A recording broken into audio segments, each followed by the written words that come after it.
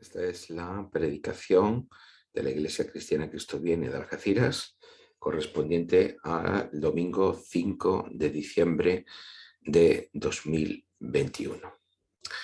La lectura para esta mañana la hacemos en el libro del profeta Ezequiel, capítulo 37, versículos 1 al 14, que dice lo siguiente. La mano del Señor vino sobre mí.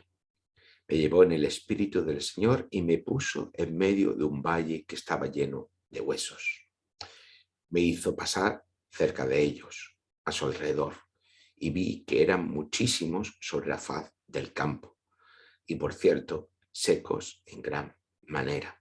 Y me dijo, hijo de hombre, ¿vivirán estos huesos?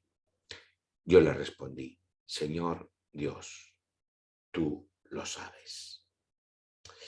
Me dijo entonces, profetiza sobre estos huesos y diles, huesos secos, oíd palabra de Dios. Así ha dicho Dios el Señor a estos huesos. Yo hago entrar espíritu en vosotros y viviréis. Pondré tendones en vosotros. Haré que la carne suba sobre vosotros. Os cubriré de piel y pondré en vosotros espíritu y viviréis, y sabréis que yo soy el Señor. Profeticé, pues, como me fue mandado, y mientras yo profetizaba se oyó un estruendo, un temblor, y los huesos se juntaron cada hueso con su hueso. Yo miré y los tendones sobre ellos, y subió la carne, y quedaron cubiertos por la piel, pero no había en ellos espíritu. Me dijo, profetiza al espíritu, profetiza, hijo de hombre. Y di al espíritu que así ha dicho Dios el Señor. Espíritu, ven de los cuatro vientos y sopla sobre estos muertos y vivirán. Profeticé como me había mandado y entró en ello espíritu en ellos, y vivieron y se pusieron en pie. Era un ejército grande en extremo. Luego me dijo, hijo de hombre, todos estos huesos son la casa de Israel. Ellos dicen, nuestros huesos se secaron y pereció nuestra esperanza. Estamos totalmente destruidos. Por tanto, profetiza y diles que así ha dicho Dios el Señor.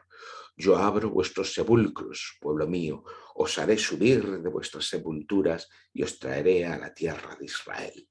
Y sabréis que yo soy el Señor, cuando abra vuestros sepulcros y os saque de vuestras sepulturas, pueblo mío. Pondré mi espíritu en vosotros y viviréis, y os estableceré en vuestra tierra, y sabréis que yo, el Señor, lo dije y lo hice, dice el Señor. Hasta aquí la lectura de la Escritura esta mañana. Hace algunas semanas estuvimos hablando de la importancia del templo, en finales de octubre, y de lo que representaba en la narrativa bíblica de salvación. En aquella predicación mencionábamos cómo precisamente en el libro del profeta Ezequiel, que hoy hemos leído este pequeño fragmento, se describía concretamente en el capítulo 10, versículos 18 al 19, el abandono de la gloria de Dios del templo. Esa gloria de Dios que, si dijimos, representa la presencia de Dios con su pueblo. Y que esa presencia de Dios ya no volvería a ser percibida por el pueblo de Israel en el templo nunca más. El pasaje de hoy nos sitúa en un momento de la narración bíblica en la que Judá fue ya invadida en el año 597 a.C. y parte de las élites de Jerusalén fueron desterradas a Babilonia. Es un periodo similar al texto de la semana pasada que vimos en el libro de Jeremías, el capítulo 29. Entre los desterrados en Babilonia estaba el profeta Ezequiel. Igual que la semana pasada vimos que Jeremías escribe a los desterrados en Babilonia, de esos desterrados que están en Babilonia, uno de ellos es el profeta Ezequiel. Estando allí en Babilonia, en el año 587 o 586 a.C., a veces las cronologías depende de los libros que se consulten, varían 1 o 2 años, recibe la siguiente noticia por medio de alguien que había logrado escapar del desastre en Jerusalén. Lo leemos en Ezequiel capítulo 33, versículo 21, que es el que nos da contexto a nuestro pasaje de hoy. Dice: aconteció en el año 12º de nuestro cautiverio, en el mes 10º, a los 5 días del mes, que vino a mí un fugitivo de Jerusalén diciendo: la ciudad ha sido conquistada. Alguien que huye del asedio de Jerusalén y llega a Babilonia para dar esta noticia, ¿no? Jerusalén ha caído definitivamente. Por tanto, narrativamente situamos Ezequiel capítulo 37, esos versículos 1 al 14 que hemos leído, después de la caída definitiva de Jerusalén y la destrucción del templo, a partir del año 587-586 a.C. Los exiliados en Babilonia están sin tierra, obviamente, porque están fuera, están lejos de Jerusalén. Por tanto, están sin tierra, que es el símbolo de las promesas de Dios para su pueblo; sin templo, que es el símbolo de la presencia de Dios con su pueblo; y gobernados por un rey que no era el propio, sino pues estaban bajo un poder extranjero, en una tierra extranjera. Con lo cual, la sensación, la experiencia de destierro, de desgarro existencial, de pérdida de identidad, etcétera, etcétera, pues era muy patente. Sin embargo, tenemos que recordar que cuando leemos todos estos textos y hacemos referencia a todos estos hechos históricos, no debemos nunca perder el foco, nunca podemos perder el norte. Recordamos que la importancia de todo ello, cuando estamos haciendo referencia a todos estos elementos, no reside en los hechos históricos en sí, como si los hechos históricos en sí guardaran una verdad intrínseca, que es la que a nosotros nos interesa de destacar. No, no es esto. Tampoco tiene que ver con una comprensión de Israel como unidad sociopolítica o histórica que respaldara o legitimara una construcción como nación, como Estado. Tampoco es esto lo que nosotros queremos enfatizar, o por nuestra motivación al leer estos textos. Tampoco a veces se usa el Antiguo Testamento discriminando aquellas cosas que que fueron para Israel, pero no son para la Iglesia cristiana, y otras que mantienen la vigencia para la Iglesia cristiana, y por lo tanto como que hay una doble vara de medir teológica, ¿no? Y tampoco es esto de lo que nosotros estamos hablando cuando estamos refiriéndonos a todos estos hechos, estas realidades políticas, estos hechos históricos, estos significados teológicos.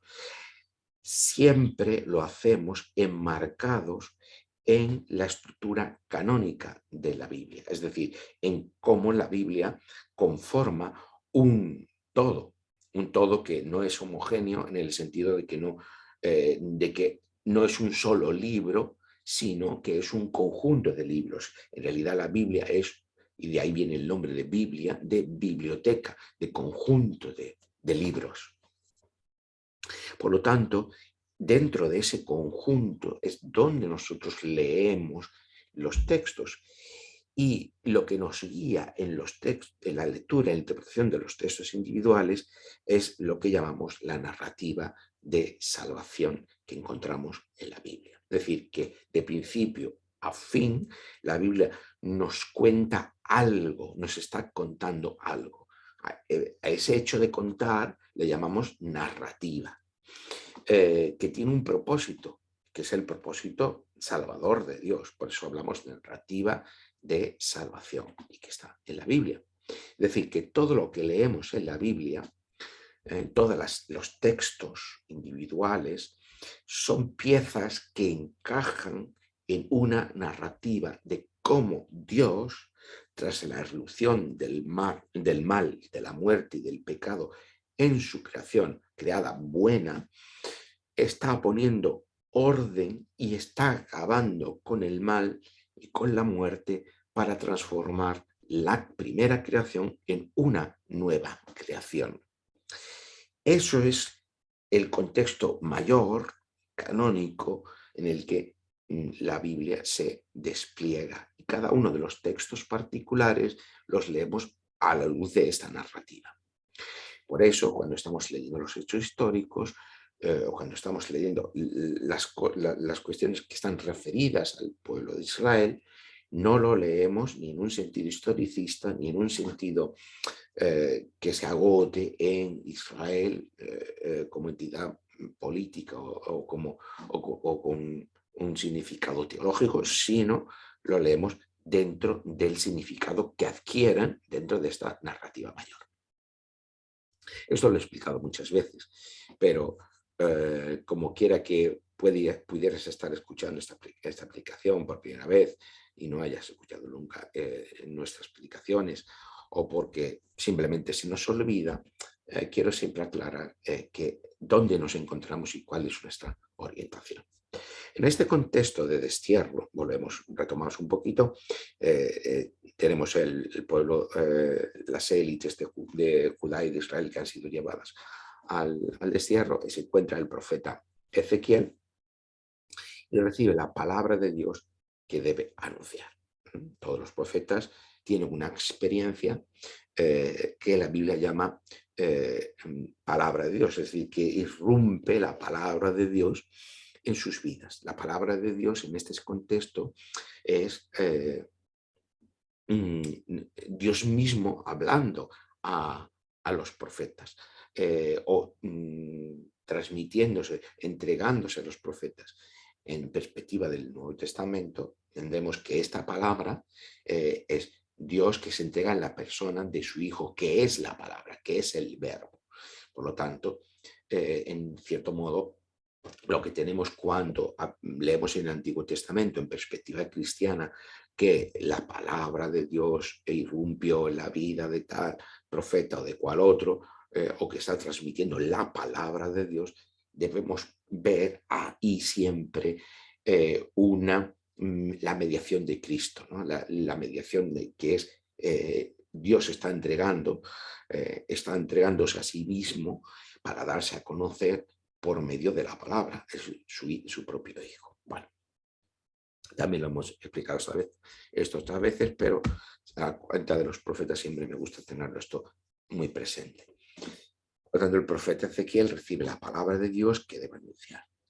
Hay esperanza para Judá y hay esperanza para todo Israel. Hay que tener en cuenta que Israel, como entidad sociopolítica, comunidad sociopolítica, desapareció a la muerte del rey Salomón, allá por el siglo X a.C. Estamos en el siglo VI a.C., ¿vale? Para que nos situemos un poco. El reino de Israel se separó del reino de Judá a la muerte de Salomón y el reino de Israel cayó en el año 722 antes de Cristo, es el siglo VIII, y nunca más se recuperó como reino. Sin embargo, vemos en Ezequiel como la esperanza que se transmite no solamente para Judá, sino para Israel como unidad, como pueblo de Dios. Porque siempre hay que distinguir lo que es el concepto de Israel con un sentido teológico como pueblo de Dios que nos transmite la Escritura, y de la construcción política o sociopolítica histórica de Israel como reino, como Estado-nación actualmente. Esas son dos realidades distintas que hay que tener, que a veces se solapan, pero que no siempre coinciden y que es importante tener distinguidas, ¿vale? Hablamos del pueblo de Dios, que en perspectiva del Antiguo Testamento se llama Israel y en la perspectiva del Nuevo Testamento se llama la Iglesia. Pero se trata de un mismo pueblo, no se tratan de dos pueblos distintos, porque es el pueblo de Dios, independientemente de las concreciones sociopolíticas que Israel como Estado haya tenido, o como reino, como nación, haya tenido en cada momento de su historia, y de las concreciones sociopolíticas en las que la Iglesia haya ido adquiriendo a lo largo de su historia. Ezequiel experimenta una visión de algo, el texto no lo dice, pero presumiblemente pues, puede ser la visión de algún escenario posbélico, es decir, de alguna batalla que ha tenido en Judá después del paso del ejército babilónico. Y pues que ya ha transcurrido un cierto espacio de tiempo, y lo que queda pues eso es un valle de huesos secos, en que, bueno, quizás pues o bien Ezequiel lo vio por sí mismo, bien fue pues transmitido por alguien que lo haya visto y que le impresionara especialmente, y que a partir de ahí pues tuviera esa experiencia de la palabra que le llevó a transmitir este mensaje. En esta visión, como digo, de Ezequiel, está contemplando ese valle repleto de huesos secos, eh, em, que ya ha pasado tiempo, porque los huesos han quedado a la intemperie, bueno, pues nos da idea de que es algo que ya no ha sido inmediato, pero lo que nos interesa ahora, ¿qué significado tienen esos huesos, ¿no? El propio texto nos lo dice en el versículo 11 del capítulo 37 que hemos leído antes. Luego me dijo: hijo de hombre, todos estos huesos son la casa de Israel. Es decir, tenemos una metáfora acerca del estado del pueblo de Israel. Y ellos dicen: nuestros huesos se secaron y pereció nuestra esperanza. Estamos totalmente destruidos. Es decir, cómo en este contexto en el que se encuentran, cómo se percibe el pueblo de Israel a sí mismo, pues esto, como ese valle de huesos secos totalmente destruidos, en el que reina la muerte y en la que no parece que no hay esperanza de poder recuperarse. Por lo tanto, cabe por tanto esperanza para Israel. Cómo Dios va entonces a cumplir con sus promesas de salvación y bendición a todas las naciones a través de Israel.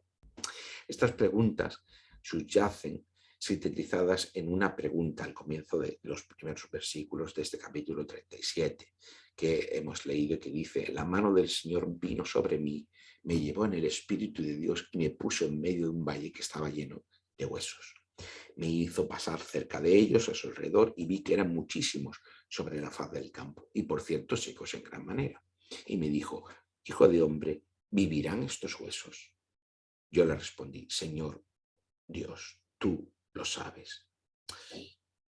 Si Dios no está ya presente con su pueblo, porque el templo ha sido destruido y su gloria ya se marchó, si parte del pueblo está muerto, si otra parte está en el exilio, si los que han quedado en Jerusalén están sumidos en la muerte y la desesperanza, como hemos leído en el versículo 11, ¿qué esperanza les cabe? Los desterrados se autoperciben como completamente destruidos y sin esperanza. Por eso la pregunta: ¿vivirán estos huesos secos? Hay esperanza para Israel, esta casa de Israel, que no quede completamente destruida. Hay esperanza en el horizonte para Israel. Y es en ese contexto cuando la palabra de Dios irrumpe la vida de Ezequiel y nos muestra el camino por el que seguir. Según la ley, el tocar la ley mosaica, la ley de Moisés, el tocar un cadáver es motivo de impureza. La impureza era un estado que incapacitaba para la plena comunión en el templo. Ezequiel había sido sacerdote, ahora era profeta. Está en el libro de Ezequiel, está muy preocupado por la visión sacerdotal, por el templo y por la distinción de la pureza y la impureza, que no es una cuestión higiénica, no es una cuestión tampoco moral. La distinción de pureza e impureza es la ordenación de la realidad a base de una serie de distinciones. Una serie de distinciones en la que la distinción fundamental es la distinción entre lo sagrado y lo profano. Lo sagrado y diríamos hoy lo secular. Y las decisiones de pureza y de impureza están relacionadas precisamente con estas otras categorizaciones. Es decir, hay una ordenación de la realidad a base de una serie de distinciones. Es decir, es la manera de crear un mundo de sentido a partir de estas distinciones. Esto es muy interesante.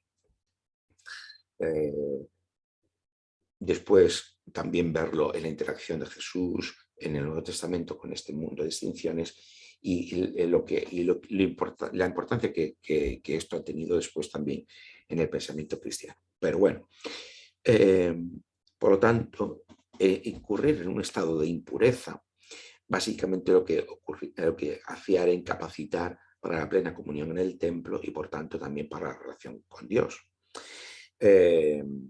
Porque la relación con Dios no se percibe de una forma individualista, ni privada, ni subjetiva, sino siempre en relación a la congregación de Israel, es decir, a la congregación cúltica, a la comunidad de fe, a la comunidad cúltica que representa el pueblo de Dios, cuyo centro medular durante mucho tiempo fue el templo. Después sería la sinagoga, precisamente a partir del exilio cobrará la sinagoga una mayor importancia, convivirá en templo y sinagoga durante mucho tiempo y después en la destrucción del templo definitiva será la sinagoga la que tome el centro de la espiritualidad y de la judía.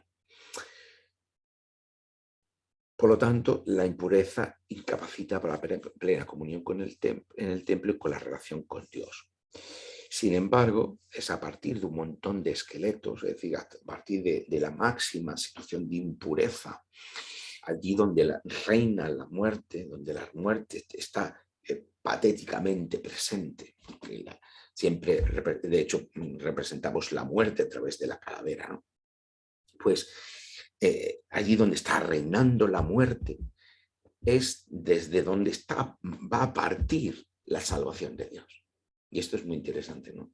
Desde donde está la muerte, donde reina la muerte, donde el poder de la muerte se hace presente, es donde Dios comienza su salvación, porque la salvación consiste en vencer precisamente la muerte.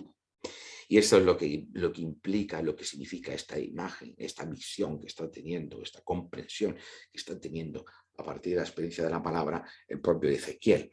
Es decir, que la salvación de Dios tiene que ver con volver a dar vida a la casa de Israel, que ahora mismo está muerto como ese valle de huesos secos. La palabra vivificadora de Dios, esa palabra de la creación, que encontramos en Génesis 1, transmitida por las palabras del profeta Ezequiel, promete lo siguiente. Lo haremos en los versículos 4 al 6 del capítulo 37. Me dijo entonces: profetiza sobre estos huesos y diles: huesos secos, oíd la palabra de Dios. Oíd palabra de Dios. Así ha dicho Dios, el Señor, a estos huesos: yo hago entrar el espíritu en vosotros y viviréis. Pondré tendones en vosotros, haré que la carne suba sobre vosotros, os cubriré de piel y pondré en vosotros espíritu y viviréis. Esto recuerda mucho precisamente a Génesis, la creación de Génesis. Por lo tanto, aquí se está aludiendo por medio de la palabra de Dios precisamente a esa primera creación. Con lo cual aquí estamos teniendo el ejemplo de una recreación, de una nueva creación, de que a partir de un estado de muerte Dios va a dar una nueva vida a su pueblo. Esto es lo que aquí se nos está transmitiendo. Al igual que Dios creó por su palabra, es aquella primera creación, ahora por su palabra promete esta nueva creación, una nueva vida para su pueblo, que ahora mismo está muerto y sin esperanza. Como sigue diciendo en versículos 12 y 14, por tanto, profetice y diles que así ha dicho Dios el Señor. Yo abro vuestros sepulcros, pueblo mío, os haré subir de vuestras sepulturas y os traeré a la tierra de Israel. Y sabréis que yo soy el Señor cuando abra vuestros sepulcros y os saque de vuestras sepulturas, pueblo mío. Pondré mi espíritu en vosotros y viviréis, y eso os estableceré en vuestra tierra. Y sabréis que yo, el Señor, lo dije y lo hice, dice el Señor. Ya hemos cambiado de metáfora, no son la visión de esos huesos, sino es la visión de un cementerio, de un sepulcro, en la que ya no son los esqueletos insepultos del campo de batalla, sino que los sepulcros y las tumbas son abiertas y sus cuerpos son los que reciben la vida. En definitiva, lo que aquí tenemos, lo que después, desde el punto de vista del Nuevo Testamento, denominamos resurrección, aquí en definitiva son, todavía no es el concepto de resurrección como tal, como tenemos en el Nuevo Testamento, pero sí un anticipo, que son dos imágenes en realidad, el Valle de Huesos Secos y el cementerio con las tumbas abiertas, son dos imágenes, son dos maneras de hablarnos de la reversión de la muerte, de la reversión del poder de la muerte. Y este es, como hemos dicho, uno de los motivos centrales de la salvación de Dios, la derrota de la muerte. ¿Veis? Que precisamente a lo largo de toda esta narración bíblica, entretejido con los hechos históricos y con el devenir de la historia del pueblo de Israel, encontramos entretejido el propósito salvador de Dios. Y en este caso tenemos uno de los centros medulares, la derrota de la muerte. Unas promesas que tienen referentes concretos históricos en el pueblo de Israel, como digo, pero que no se agota en ellos. Dios no solo derrota la muerte, que representa el exilio para Israel, sino que Dios derrota la muerte en su totalidad. Esta es la cuestión. Para el exilio, no ya de Israel, sino el exilio del mundo, ese exilio del mundo, o ese mundo en su exilio agotado por su deseo de autodivinización y huida de Dios. Como decimos, las promesas de Dios están encaminadas a acabar con el mal y con la muerte del mundo, o en el mundo, mejor dicho. Por eso, a pesar de que los desterrados volvieron de Babilonia, un año más tarde, las promesas de Dios continuarían hasta darles el cumplimiento. En realidad, esto no tiene un cumplimiento precisamente en la vuelta de Israel, parcialmente sí, pero no de una forma completa, sino esto va a necesitar tiempo más tarde para que se dé verdadero cumplimiento. Hemos dicho que los desterrados estaban sin tierra, sin rey y sin templo, pero por eso en este capítulo 37 se promete una vuelta a la tierra en los versículos 21 y 22, que dice: así ha dicho Dios el Señor, yo tomo a los hijos de Israel de entre las naciones, las cuales fueron, los recogeré de todas partes y los traeré a su tierra. Haré de ellos una sola nación en la tierra, en los montes de Israel, y un mismo rey será el rey de todos ellos.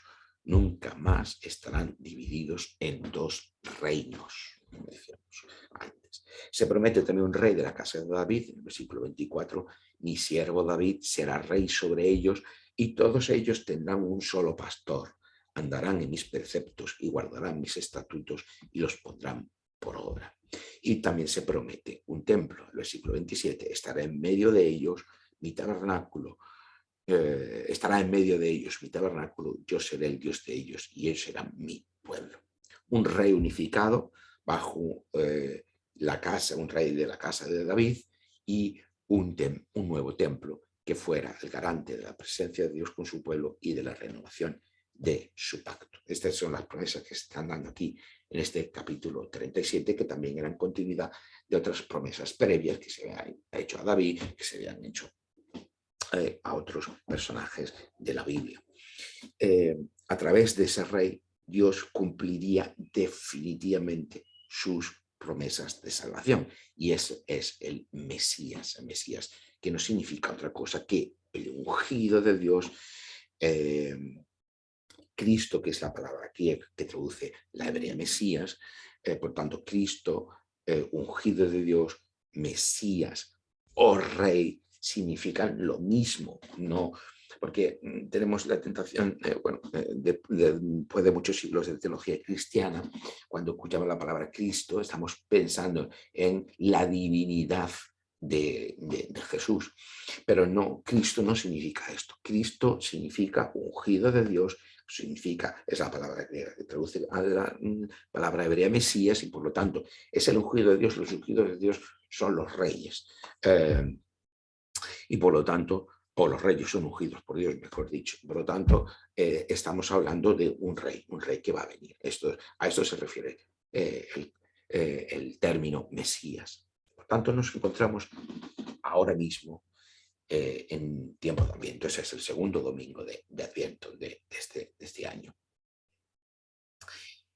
Y en ese tiempo de Adviento, que es un tiempo de espera, es un tiempo de espera, un tiempo de espera gozoso, es un tiempo de espera de alegría, porque estamos esperando la venida de ese rey, de ese ungido de Dios, de ese Mesías, de ese Cristo. Todas estas palabras que hemos dicho que apuntan a lo mismo, a alguien que puede llevar a cabo esta promesa de vida y de derrota de la muerte.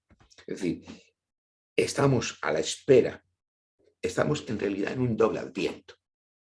Por un lado, estamos a la espera, digamos, en el calendario cristiano, de la celebración de la Navidad. Por lo tanto, estamos a la espera, estamos celebrando y estamos conmemorando la venida de ese Mesías. Cuando llegue Navidad, pues celebraremos el nacimiento de Jesús como el Mesías. Pero, por otro lado, situando nuestro propio presente histórico, estamos también en un tiempo de Adviento, porque estamos a la espera de que Dios, a través de ese Mesías, de ese Jesús, el Cristo Jesús el Mesías, vuelva a dar el cumplimiento definitivo a sus promesas,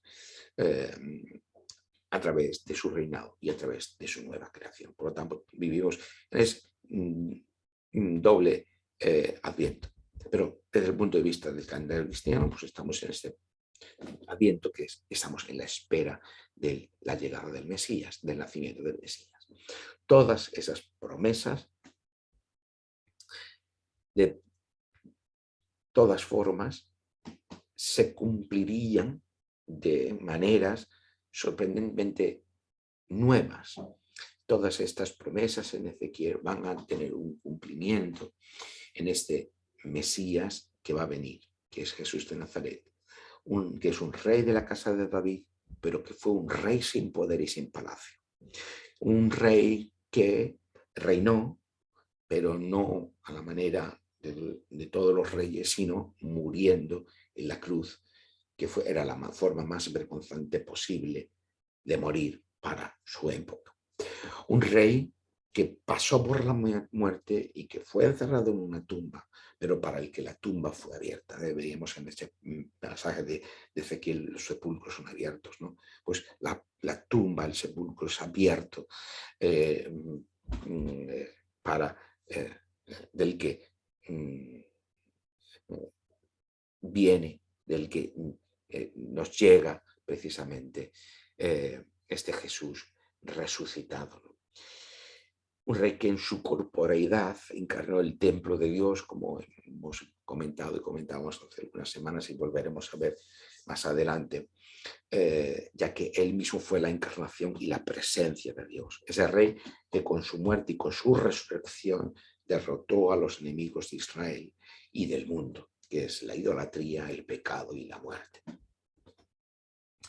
Nos encontramos, por tanto, en este tiempo de espera y este tiempo de preparación que es el Adviento, es decir, de espera de aquel que era, que es, pero sobre todo el que ha de venir, porque como decíamos, vivimos, los cristianos vivimos en un permanente Adviento. Estamos en el vivimos un permanente Adviento porque estamos a la espera de aquel que ha de venir, que con su venida nos trae el cumplimiento de aquellas promesas de una nueva creación, nueva creación de la que podamos convertirnos en participantes. ¿Y cómo nos convertimos participantes de esa nueva creación? Por medio de la fe. Por medio de la fe en aquel que ya vino para morir en la cruz y resucitar y vencer de esta manera los poderes de la muerte, del mal, los poderes del mundo. Todos esos poderes ya tienen fecha de caducidad, pero esperamos precisamente por medio de la fe, por medio de esa fe que confía y de esa fe que espera precisamente la consumación de esa victoria definitiva que nos haga ingresar en una nueva realidad, la que llamamos nuevos cielos y nueva tierra. Pues estamos a la espera y eso es lo que celebramos en el Adviento. Pero lo celebramos con alegría porque ya sabemos que tenemos ese anticipo de esa victoria, pero que estamos esperando la victoria definitiva. Por lo tanto, es una espera gozosa, es una espera alegre, es una espera esperanzada. Y desde ahí, pues, el cristiano pues, debe vivir, debe estar en el mundo precisamente en esa actitud de Adviento. Que la bendición del Señor nos acompañe en este tiempo de Adviento. Estamos en el segundo domingo de Adviento, nos quedan 2 más. Pues en todo este tiempo que el Señor nos acompañe con su bendición y que seamos capaces de vivir la alegría de la espera de aquel que viene a nuestro encuentro. Amén.